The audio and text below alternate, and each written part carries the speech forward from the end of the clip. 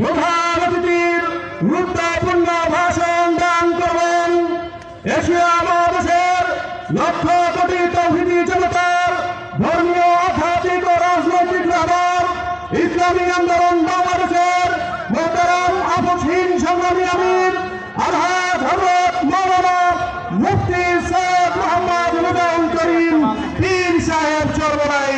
হযরত পীর সাহেব চরমনাই।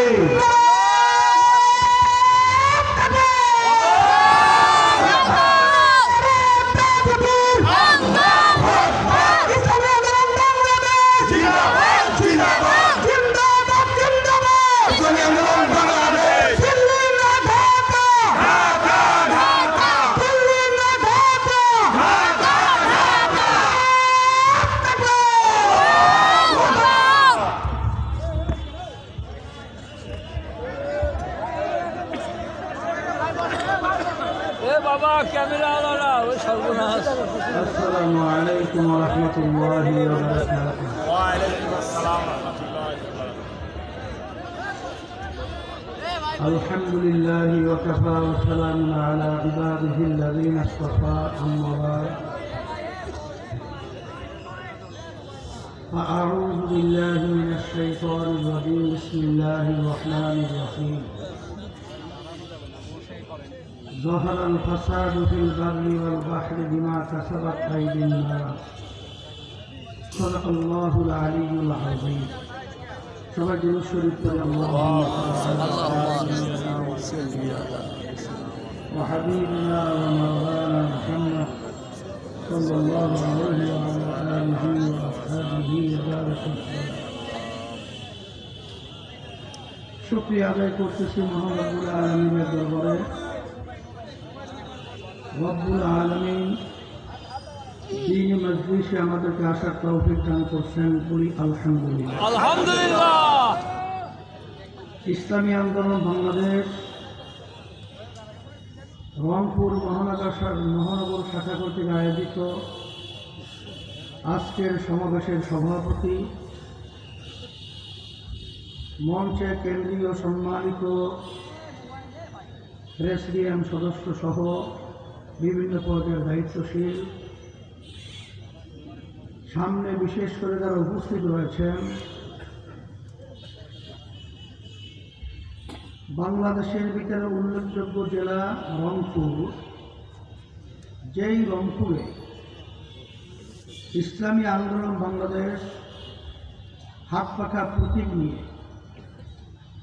মহানগরে যখন মেয়র নির্বাচনে প্রতিদ্বন্দ্বিতা করেছিল, সারা বাংলাদেশ তাম বিশ্বের মধ্যে ইসলামের পক্ষে আপনারা সমর্থন দিয়ে ইসলামকে বাংলার জমিনের ভিতরে তাম বিশ্বের ভিতরে আপনারা সম্মানিত করেছেন। সুবহানাল্লাহ। এক পর্যায়ে রংপুরের মাটি ইসলামের ঘাঁটি। ইসলামী আন্দোলন বাংলাদেশ দলটা প্রতিষ্ঠিত হয়েছে 1987 সাল। লক্ষ্য উদ্দেশ্য ছিল এই বাংলাদেশকে একটা কল্যাণ রাষ্ট্রে পরিণত করা। আপনারা দেখেছেন বাংলাদেশ স্বাধীন হয়েছে 53 বছর চলছে। এই 53 বছর যারা দেশ পরিচালনা করেছে, এরা বারবার ইসলামকে, উলামায়ে কেরামদেরকে, ইসলামিক দলকে বিভিন্ন কৌশলে সিঁড়ি হিসেবে ব্যবহার করে আমাদেরকে বারবার পর গাছার ভূমিকায় রেখেছে। আমরা কখনোই যেই দেশের ভিতরে 100-র ভিতরে 92 জনের মতো মুসলমান বসবাস করে, যেই দেশের মধ্যে আজানের শব্দে বাচ্চাদের ঘুম ভেঙে যায়, যেই দেশের মধ্যে আজানের শব্দে বাচ্চারা মায়ের কোলে ঘরে যায়, সেই দেশের মধ্যে বারবার ওরা কৌশলগত ইসলাম নামক গাছটাকে মজবুত হতে দেয় নাই, শক্তিশালী হতে দেয় নাই। জুলাই আগস্টের পরে এখন বাংলাদেশের ভিতরে ইসলামকে রাষ্ট্রীয় পর্যায়ে ক্ষমতায় নেয়ার একটা পরিবেশ তৈরি হয়েছে। সবাই বলি আলহামদুলিল্লাহ। আলহামদুলিল্লাহ। কারণ বাংলাদেশের মানুষ স্বাধীনতার পরে দেখেছে যারা বারবার ক্ষমতায় গেছে, দেশ পরিচালনা করেছে, এরা আসলে মূলত দেশের জনগণের কল্যাণের চেয়ে নিজেদের কল্যাণটাকে অগ্রাধিকার দিয়েছে। তাদের পরিচালনায় সুন্দর বাংলাদেশটা তাম দুনিয়ার ভিতরে একবার নয়, দুইবার নয়, 5 বার চোরের দিক থেকে ফার্স্ট হয়েছে। তাম দুনিয়া দেখেছে তাদের পরিচালনায় এদেশের হাজার হাজার মায়ের কোল সন্তান হারা হয়েছে। তারা দেখেছে এই দেশের মধ্যে অত্যাচার এবং ক্ষমতার লুটিয়া আমাদের ভবিষ্যৎ প্রজন্ম মেধাবী মেধাবী ছেলেগুলোকে, হাফেজদেরকে, আলেমদেরকে, সাধারণ ভাইদেরকে ওরা গুলি করে অত্যাচার করে তাদের 500-র উপরে আমার বাংলাদেশের সন্তানগুলো চোখ হারা হয়ে গেছে। আজকে তারা আলোর চোখ দেখছে না। আজকে হাজার হাজার পঙ্গু হয়ে তাদের জীবন বিসর্জন হয়েছে, বিপন্ন হয়েছে। ইসলামী আন্দোলন বাংলাদেশ আলহামদুলিল্লাহ আপনাদের দোয়ায় 1987 সালে প্রতিষ্ঠিত হওয়ার পরেও আমাদের দলীয় মার্কায় কোনো এমপি কিন্তু আমাদের সংসদে যায় নাই। এই কথার মাধ্যমে আমরা কি বুঝলাম? তাহলে আমরা কি খুব একটা ছোট বা একটা দুর্বল দল, ঠিক না? না। ইসলামী আন্দোলন বাংলাদেশ আল্লাহ রহমত আপনাদের দোয়ায় এখন বাংলাদেশের 300 আসনই প্রার্থী দেওয়ার মতো যোগ্যতা আল্লাহ আমাদেরকে দান করেছে। ইসলামী আন্দোলন বাংলাদেশ যখন দেশের বিরুদ্ধে, ইসলামের বিরুদ্ধে, মানবতার বিরুদ্ধে যখন কোনো ষড়যন্ত্র তৈরি হয়, ওদের বিরুদ্ধে যখন আওয়াজ করে, তখন বাতিলদের এবং ওই হিংসকদের এবং খুনিদের, গুলিদের, টাকা পাচারকারীদের কলিজা কম্পন হয়ে যায় ইসলামী আন্দোলন বাংলাদেশের আওয়াজে। আপনারা দেখেছেন আমরা চেয়েছিলাম যে আমাদেরকে বারবার ধোঁকা দিয়ে আর বোকা বানাতে পারবে না। আমরা চেয়েছি ইসলাম নামক গাছটা বাংলাদেশের ভিতরে বট বৃক্ষের চেয়েও মোটা আকারে শক্তিশালী হয়ে আজকে মাথা উঁচু করে দাঁড়াবে। আলহামদুলিল্লাহ, সুন্দর একটা পরিবেশ আজকে তৈরি হয়েছে। আজকে আপনারা দেখেছেন যে যারা নাকি বারবার ক্ষমতা গিয়েছিল, আবার তারা ক্ষমতায় যাওয়ার জন্য পাগল হয়ে গেছে। ইসলাম এবং মানব রচিত কুফরি তন্ত্র পর্যন্ত যে পার্থক্যটা দেখেন। 5ই আগস্ট, জুলাইয়ের কিছুদিন, তখনও সেই মায়ের শব্দ আমাদের কানে ভাসছে। মা বলতেছিল কয়েকদিন পর্যন্ত আমার সন্তান আমাকে মা বলে ডাকছে না। সেই মুখদের পানি পানি শব্দ আমাদের কানের ভিতরে এখনো ভাসছে। সেই আমাদের রংপুরে আবু সাইদ 2 হাত প্রসারিত করে দিয়ে যখন বুকের ভিতরে বুলেট বিদ্ধ হয়েছিল, সে এখন আমাদের চোখে সেই দৃশ্য ভাসছে। এই অবস্থায় যখন দেশ, আপনারা দেখছেন যে তখন প্রশাসনের ভারসাম্যতা হারিয়েছে, প্রশাসনের কোনো কাঠামো কার্যক্রম চলছিল না, তখন ইসলামী আন্দোলন বাংলাদেশ এবং তার সহযোগী সংগঠনগুলো দেশ রক্ষার জন্যে এবং ওই যে শকুনের মতো তাকিয়েছিল ভারত আমাদের দেশকে অশান্তি করার জন্যে, ওরা একটা ইস্যু তৈরি করতে চেয়েছিল আন্তর্জাতিকভাবে যে সংখ্যালঘুদের উপরে আক্রমণ হচ্ছে, ঘরবাড়ি ভাঙচুর হচ্ছে, আগুন লাগানো হচ্ছে, এটা যেন করতে না পারে, এটা বুঝি ইসলামী আন্দোলন বাংলাদেশ আমাদের সহযোগী সংগঠন সারা দেশে সংখ্যালঘুদের জান মাল এবং ওদের বিভিন্ন উপাসনালয় সুরক্ষার জন্য আমরা দায়িত্ব পালন করেছি। আপনারা দেখেছেন তখন রাস্তার মধ্যে যানজট, মানুষ চলতে কষ্ট হয়, তখন আমরা ট্রাফিকের দায়িত্ব সারা দেশে আমরা পালন করে রাস্তাকে পরিষ্কার রেখেছি।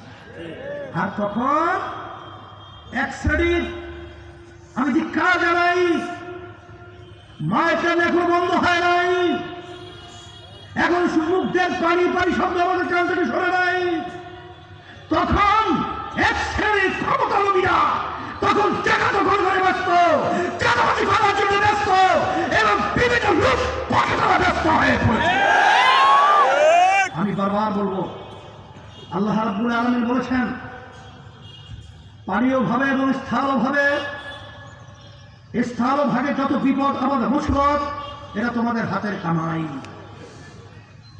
যারা পরীক্ষিত আমাদের জনগণ, বাংলাদেশের কল্যাণ যাদের থেকে আসে নাই, তাদেরকে আবার ক্ষমতায় নিয়ে তাদের থেকে যদি আমরা আবার কল্যাণ রাষ্ট্র চিন্তা করি, এটা একটা অযৌক্তিক এবং দিনকে রাত বাড়াবারই একটা চিন্তারই বহিঃপ্রকাশ। সেই হিসেবে আমি বলবো, আসেন, একমাত্র দুনিয়াতে শান্তি, আখেরাতে মুক্তি, তার নীতি আদর্শ, তার নাম হলো ইসলাম। ইসলামী আন্দোলন বাংলাদেশ থেকে আমরা আহ্বান করছি, আসেন, আমরা বারবার বিভিন্ন 53 বছরে আমরা দেশ পরিচালনা দেখেছি, আমরা ইসলামী নীতি আদর্শের দেশ সমাজ আমরা দেখি নাই। আমি সকল দুতত্ব আহ্বান জানাবো, আসেন, আমরা সবাই একত্রিত হয়ে ইসলামকে রাষ্ট্রীয় পর্যায়ে ক্ষমতা নিয়ে আমরা একটা কল্যাণ রাষ্ট্র দুনিয়াতে শান্তি, আখেরাতে মুক্তির পর আমরা তৈরি করব, এই আশা আমি আপনাদের কাছে করছি এবং সমস্ত বাংলাদেশ সর্বত্র আমি করছি। সাথে সাথে আমি ভারতকে বলবো, এবং যারা ভারতের দালাল বাংলাদেশে রয়েছে, বাংলাদেশ ইতিহাস আপনার জানা রয়েছে, এবং 5ই আগস্ট এবং জুলাইয়ের কিছুদিন অবস্থা আপনারা দেখেছেন, গুলি করে কিন্তু অন্যায় প্রতিবাদে আর একজন বুক পেতে দাঁড়িয়ে থাকে। এদেশের লক্ষ লক্ষ মানুষদের স্বাধীন করতে গিয়ে জীবন দিয়েছিল, কিন্তু আজকে আমাদের পাশের রাষ্ট্র, আমাদের বন্ধুত্ব সুলভ আচরণ ছিল তাদের সাথে, এটা নিয়ম, কিন্তু তাদের আচরণে আমরা ক্ষুব্ধ, আমরা কষ্ট পেয়েছি। বরঞ্চ তারা বলে, এই 16ই ডিসেম্বর এটা নাকি স্বাধীন পেয়েছে ভারত, আমাদের বাংলাদেশ স্বাধীন তারা স্বীকার করে না। আমরা বলবো, আপনারা ভালো করে জেনে রাখেন, আমাদের বাংলাদেশের মানুষ, আমরা আল্লাহর সব ঐক্যবদ্ধ দেশের ব্যাপারে, আমরা ঐক্যবদ্ধ আমাদের ইসলামের ব্যাপারে। যদি ইসলাম এবং দেশের বিরুদ্ধে কোনো ষড়যন্ত্র হয়, তখন এই বাংলাদেশের 18 কোটি মানুষ তাদের জীবন দিয়ে বুক পেতে এই বাতিলদেরকে প্রতিহত করার জন্য প্রস্তুত হয়ে অপেক্ষায় রয়েছি। সকল উদাত্ত আহ্বান জানাবো। আর অন্তর্বর্তীকালীন সরকারকে আমি বলবো যে আপনারা কিন্তু বাংলাদেশের জনগণের ভোটে সরকার পরিচালনা করছেন না, দেশ পরিচালনা করছেন না। আপনাদের 5ই আগস্টের অভ্যুত্থানের ফসল। দেশ পরিচালনার ব্যাপারে কখনোই জনগণ এবং বাংলাদেশের অকল্যাণ এরকম কোন চিন্তা আপনাদের মাথায় যদি আসে, আবারও কিন্তু আমরা আপনাদের বিরুদ্ধে রাজপথে নামতে বাধ্য হব। আল্লাহ রাব্বুল আলামিন, বিশেষ করে আপনারা জানেন 53 বছরে যে নির্বাচন হয়েছে, বারবার এরা এই ভোটার নির্বাচনের মাধ্যমে ক্ষমতায় যে ফ্যাসিস্ট হয়েছে, আর আমরা পিয়ার সিস্টেম নির্বাচনের মাধ্যমে একটা জাতীয় সরকার গঠন করতে চাই, সংখ্যানুপাতিক হারে প্রতিনিধি সংসদে থাকবে, এখানে সব দলের সংশ্লিষ্ট থাকবে, প্রতিটা ভোটারের মূল্যায়ন হবে। এই জন্য পিয়ার সিস্টেমের ব্যাপারটা আমরা বারবার বলেছি, সমস্ত রাজনৈতিক দলগুলো বলতে গেলে সবাই একমত পোষণ করেছে, কিন্তু বিএনপি তারা এটাকে পছন্দ করছে না, কারণ তারা এককভাবে ক্ষমতায় যেতে পারবে না, আর ফ্যাসিস্ট হতে পারবে না, আর লুটপাট এই অবস্থা তৈরি বাংলার জমিনে করতে পারবে।